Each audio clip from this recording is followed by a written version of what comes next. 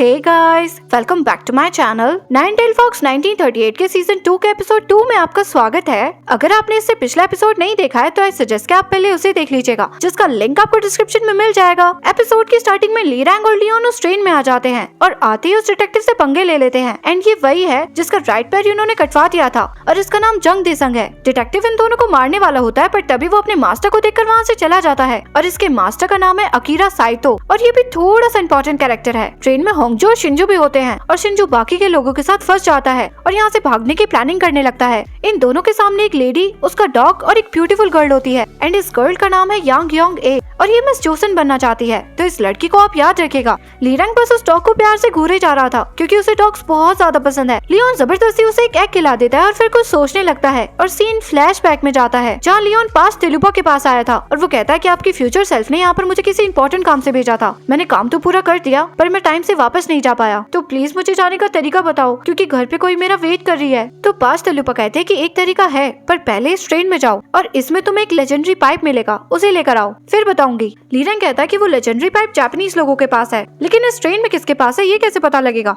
तभी एक टनल आता है और पूरी ट्रेन में बवाल मच जाता है। शिंजू सारे लोगों को लेकर बाहर निकलने में कामयाब हो जाता है और इधर ली रैंग के गैंग मेंबर्स ट्रेन में लोगों का सारा सामान चोरी कर लेते हैं और अकीरा के बैग से भी वो इंपॉर्टेंट सामान चोरी हो जाता है। पर ये सब कुछ ली रैंग ने उस लेजेंडरी पाइप को ढूंढने के लिए करवाया था। सीन शिफ्ट होता है और वो पाइप होंगजू के हाथ लग जाता है, तो ली रैंग के गैंग मेंबर्स उससे वो पाइप लेने आते हैं पर वो उन सबको बहुत मारती है। नेक्स्ट सीन में इन दोनों को वो पाइप नहीं मिलता और ली रैंग उस डॉग को भी चुरा लेता है। इधर होंगजू पर अकीरा अटैक कर देता है और ये भी एक डीमन होता है, तो उसके बाद होंगजू इसकी बैंड बजा देती है और इसे ट्रेन से बाहर फेंक देती है। नेक्स्ट सीन में दोमुक ली रैंग को आकर बताता है कि वो पाइप चोरी हो गया, तो ये दोनों कहते हैं कि किसने चुराया, तो होंगजू कहती है मैंने। तो ये दोनों होंगजू के रूम में आ जाते हैं जहाँ लियोन का बहुत अच्छे से वेलकम होता है। और अब मैं आपको होंगजू का इंट्रो दे दूं। ये भी वेस्ट की माउंटेन गॉड थी और ये एक ईगल आउल है और ये लियोन की बेस्ट फ्रेंड थी और उसके प्यार में बहुत पागल थी, लेकिन लियोन ने अपनी ह्यूमन लवर के चक्कर में सबको छोड़ दिया था। लियोन होंगजू को देखकर शॉक हो जाता है और होंगजू उसके साथ फ्लर्ट करने लगती है और उसे वो पाइप भी दे देती है। पर लियोन कहता है कि थैंक यू यार, पर मैं तुमसे शादी नहीं कर सकता। तो होंगजू कहती है क्यों नहीं। तो लियोन कहता है कि शादी के लिए दो लोगों की मर्जी चाहिए ना। तो होंगजू उसे बहुत जोर से थप्पड़ मार देती है और कहते हैं कि तुम्हारी हिम्मत कैसे हुई मुझे रिजेक्ट करने की। मैंने इतनी अच्छी ड्रेस पहनी, बाल बनाए, फ्लावर्स लाई, पर तुमने मेरी बेइज्जती कर दी।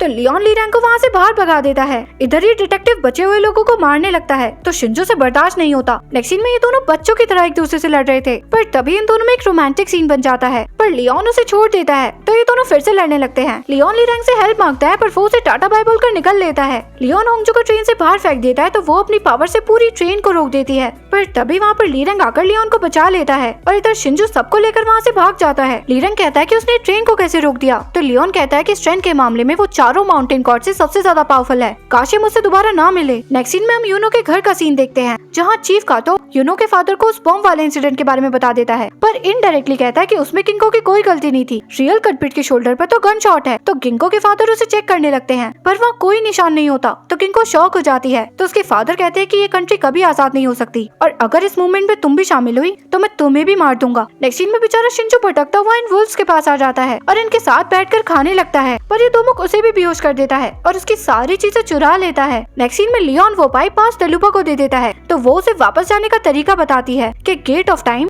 लूनर एक्लिप्स की रात को बस एक ही बार खुलता है और वो अब से 29 डेज बाद खुलेगा, पर तुम चिंता मत करो, यहाँ का एक महीना फ्यूचर के कुछ दिन के बराबर है, पर उस स्टोन को बिल्कुल मत खोना, बिना उसके तुम वापस नहीं जा पाओगे। तो लियोन कहता है पर वो मास्क मैन कौन है, तो पास तेलुपा कहती है ये तो मुझे भी समझ नहीं आ रहा, पता नहीं वो मेरी आंखों से कैसे बच गया। तो लियोन कहता है कोई बात नहीं, तुम मुझे कुछ पैसे और एक कार दे दो, मैं तुम्हारे लिए उसे ढूंढूंगा। सीन मोयोंग पर शिफ्ट होता है जहाँ वो एक कॉफिन बना रहा था, तभी उसके पास यूनो आकर कहती है कि कौन हो आप और मेरा काफ 2 दिन में कैसे गायब हो गया। तो मोयोंग कहता है कि मैं नॉर्थ का माउंटेन गॉड था, पर यूनो उसकी बात पर भरोसा नहीं करती। मोयोंग उसे ऐसे ही कॉफिन में लेटने के लिए कहता है और उससे पूछता है कि अगर तुम अभी मर जाओ तो तुम्हारी लास्ट विश क्या होगी। तो यूनो कहती है कि मेरा कोई नहीं है, न फादर न मदर, लेकिन एक सिस्टर थी जो हमेशा मेरे साथ रहती थी, लेकिन चीफ कमिश्नर से शादी होने के बाद उसने खुद को मार लिया। तो मोयोंग कहता है कि मेरा भी एक बड़ा भाई था और वो मुझे एक बच्चे की तरह ट्रीट करता था, पर उसके बेस्ट फ्रेंड ने उसे मार दिया। तो यूनो कहती है कि आपने बदला नहीं लिया, तो मोयोंग कहता है कि लूंगा और मैं उससे उसका सब कुछ छीन लूंगा। नेक्स्ट सीन में शिंजू को होश आ जाता है और उसके कपड़े, उसकी वेडिंग रिंग और उसके 80,000 के शूज, मतलब लिमिटेड एडिशन वाले शूज गायब थे, तो उसे बहुत गुस्सा आता है। नेक्स्ट सीन में ली रैंग और लियोन ली रैंग के फेवरेट नूडल्स खाने आते हैं जहाँ लियोन पास्ट तलुपा की बातें याद करता है कि अगर पास्ट बदल गया तो क्या फ्यूचर भी बदल जाएगा। तो पास्ट तलुपा कहती है कि तुम कुछ भी करो, फ्यूचर नहीं बदलेगा।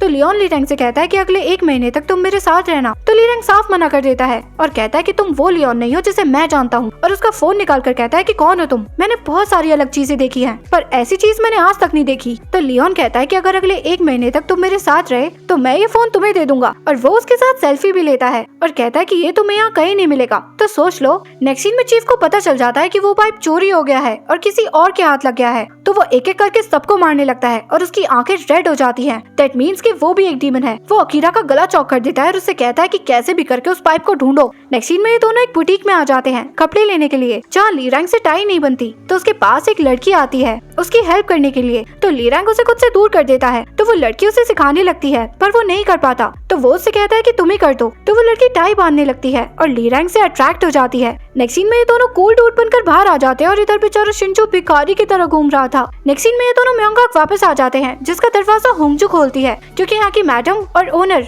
वही है, और वो जबरदस्ती लियोन को रोक लेती है। होंगजू का वफादार जेहू उसके पास आता है और कहता है कि आप इनके साथ क्या करने वाले हो। तो होंगजू कहती है कि मैं बस कैसे भी करके इसे अपना बनाना चाहती हूँ। नेक्स्ट मॉर्निंग होंगजू उस बच्ची को भी अपने पास रख लेती है और उसे न्यू नेम देती है, जो खुआंग। लियोन कहता है कि तुम अच्छे से सोई ना, तो प्लीज मेरा एक काम कर दो, मेरे लिए एक रेड व्हाइट मास्क मैन को ढूंढ दो। तो होंगजू कहती है कि एक शर्त पर, और वो उसे पेजेंट कंपटीशन में भेज देती है 3 वॉर्म्स को ढूंढने के लिए, जहाँ यूनो भी आती है। तो लियोन उसे कहता है क्यूरी तुम यहाँ क्या कर रही हो, शिंजू के साथ आई हो। तो यूनो कहते हैं कि शायद आपको गलतफहमी हो गई है। फिर एक एक करके सारी लड़कियां आने लगती है, जिसमें वो लड़की भी थी यांग योंग ए, जो ट्रेन में थी, और वही उस कंपटीशन को भी जीतती है। पर सडनली उसे बहुत गर्मी लगने लगती है और वो एक गर्ल पर अटैक कर देती है। उसके बाद वो यूनो पर भी अटैक करने वाली होती है, पर लियोन उसे बचा लेता है और उससे फाइट करने लगता है। ये लड़की बाहर आ जाती है और एक आदमी को मार देती है, जो सब कुछ मोयांग देख रहा था। वो लड़की उसकी तरफ भी बढ़ती है तो मोयांग उसे उस कॉफिन में बंद कर देता है। नेक्स्ट सीन में यूनो लियोन को याचास डीमन के बारे में बताती है, और ये डीमन ह्यूमन ब्लड और फ्लैश खाते हैं और ग्योनसेओंग की ब्यूटीज याचा बन रही हैं। तो लियोन कहता है कि वो ब्यूटीज को टारगेट कर रहा है, इसका मतलब कल्प्रिट बहुत अगली होगा।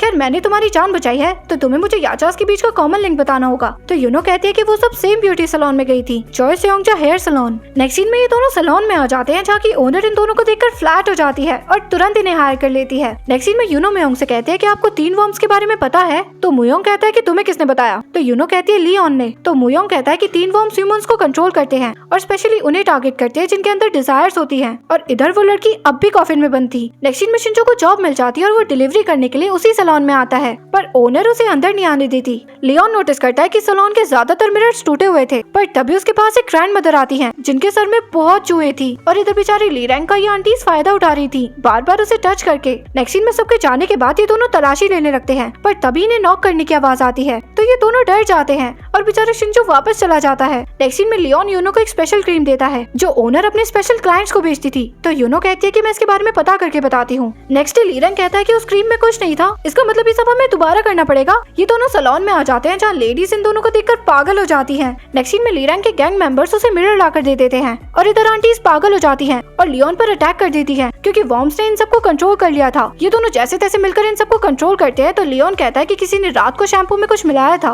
पर किसने। और तभी उस सैलून की मेड वहाँ जाती है और इन दोनों पर अटैक कर देती है, और ये इंडिजीनियस गॉड थी। ली रैंग उसे मिरर दिखाता है तो उसका फेस जलने लगता है। तो लियोन कहता है कि तुम तो फर्स्ट किचन गॉड हो ना, जो बहुत ज्यादा जल गई थी। किचन गॉड मतलब वुडन स्टोव्स की डायटी। लियोन कहता है कि यार ये इंफीरियरिटी कॉम्प्लेक्स वालों को डायटी बनाना ही नहीं चाहिए, क्यों छोड़ा तुमने वॉर्म्स को। तो वो लेडी कहती है कि मैं सुकून से रह रही थी, पर फिर इन लोगों ने हर जगह मिरर्स लगा दिए। मुझे सर्व करने से पहले लोग मिरर्स को हटा देते थे। तो लियोन कहता है कि इसलिए तुमने अपना गुस्सा प्रीटी गर्ल्स पर निकाला। देखो मैंने फ्यूचर देखा है, 50 साल के अंदर अंदर लोग वुडन स्टोव यूज करना बंद कर देंगे और गैस यूज करने लगेंगे और टाइम बदल जाएगा, इसलिए डिसीजन लो और शांति से रहो। तो ली रैंग कहता है कि वो वॉर्म्स कहाँ से आए थे। तो वो लेडी कहती है कि मुझे किसी ने दिए थे, और उसने मास्क पहना हुआ था, रेड और व्हाइट कलर का मास्क, और तभी वो लेडी पूरी तरह जल जाती है। नेक्स्ट सीन में मुयोंग उस लड़की से कहता है कि बस तुम उन 3 वॉर्म्स को सर्वाइव कर पाई, मैं तुम्हें परफेक्ट याचा बनाऊंगा। पर तभी मुयोंग पर कोई अटैक कर देता है, जो कि होंगजू थी, और वो कहती है कि वो मास्कमैन तुम ही हो ना, तुम क्यों कर रहे हो ये सब। तो मुयोंग कहता है कि अब मैं वो चैन मुयोंग नहीं रहा जिसे तुम और लियोन जानते थे,